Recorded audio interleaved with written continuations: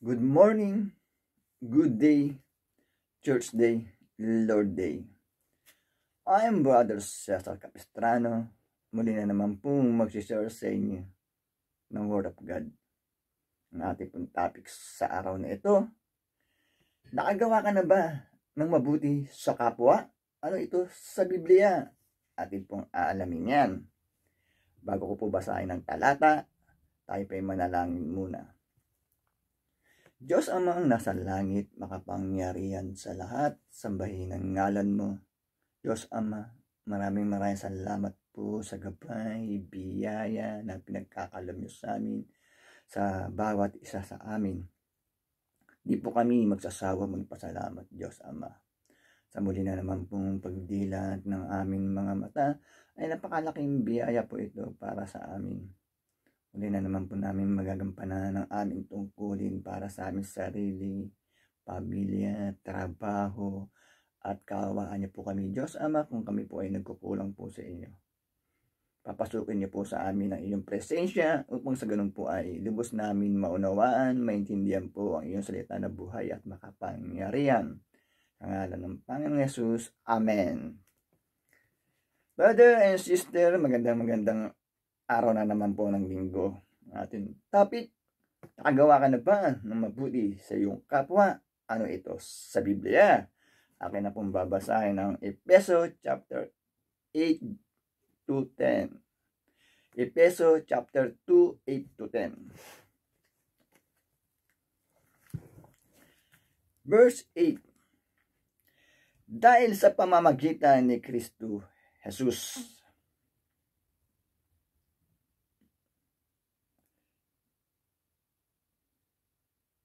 Verse 8, dahil sa kagandahan loob ng Diyos ay naligtas kayo sa pamamagitan ng inyong pananalig kay Kristo.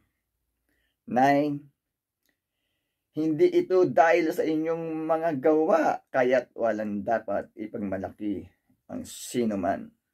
10, tayo'y kanyang nilalang, nilikha sa pamamagitan ni Kristo Jesus upang iukol natin ang ating buhay sa paggawa ng mabuti na itinalaga ng Diyos para sa atin noon pamang una.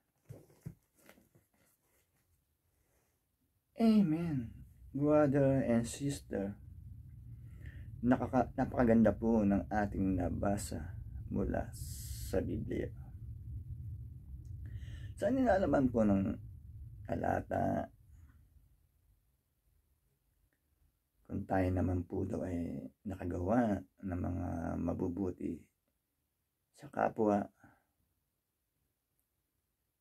lalo-lalo na sa mga nangangailangan, sa mga dukha, doon sa mga talagang natulungan natin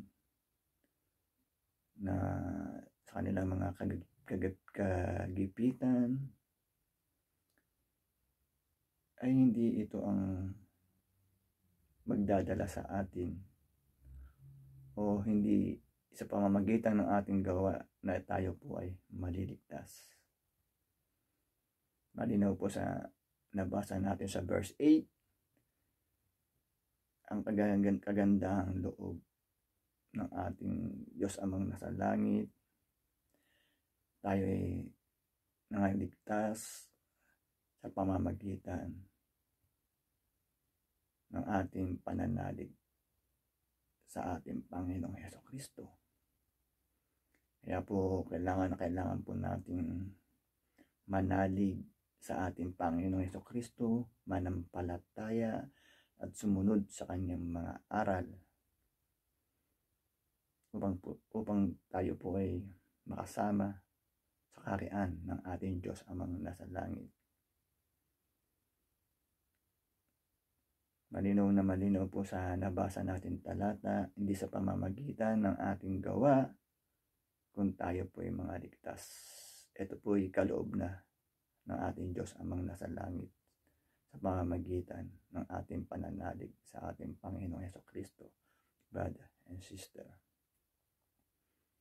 kailangan po natin sumunod sa mga kautusan ng ating Diyos Amang nasa langit, manalig sa ating Panginoong Hesukristo, upang sa ganun po ay tayo po ay maligtas sa pagdating ng paghuhukom o sa pagdating ng tayo mawala na dito sa sanlibutan, tayo mawala na sa lupa, naka-ready tayo kapag tayo po ay nananalig sa ating Panginoong Hesukristo. Brother and sister, nakalagay din po sa verse 10 na kailangan din po tayo natin na gumawa ng mga mabubuti. Ang pinakamahalaga ay meron po tayong pananalig sa ating Panginoong Hesukristo, pagsunod sa kanyang mga aral na ating pong mababasa mula sa Biblia, brother and sister. Kaya wala daw dapat ipagmalaki mga gumagawa din naman ng mga kabutihan sa kapwa, sapagkat ito ay kaloob na ng ating Diyos Amang nasa langit. Ang kaligtasan ay doon sa pananalig sa ating Panginoong Hesukristo, brother and sister. Napakaganda po ng ating nabasa mula sa Biblia. Kaya po sana ay wag po tayong manawang magkinig every Sunday na aking pong ibinabahagi na salita ng Diyos na buhay at makapangyarihan, upang sa ganun po ay magkaroon tayo ng kaalaman, gabay at kontrol dito sa sanlibutan. Magtatapos na po yung ating topic, tayo po yung manalangin muli. Diyos Amang nasa langit, makapangyarihan sa lahat, sambahin ang ngalan mo. Diyos Ama, maraming salamat po. Nakapagpakinig na naman po kami ng iyong salita na buhay at makapangyarihan, upang sa ganun po ay magkaroon po kami ng kalakasan ng aming katawan at spiritual. Diyos Ama, maraming pong salamat. Sa pangalan ng Panginoon Jesus, Amen. Brother and sister, magandang araw na naman po ng linggo. Lagi po tayong mag-iingat at magdadasal. God bless to all. Sigurado naman po ay lahat tayo ay umiibig na. Sigurado po ba na may lahat ay umiibig na? Umiibig na sa ating Panginoon Diyos. Amen.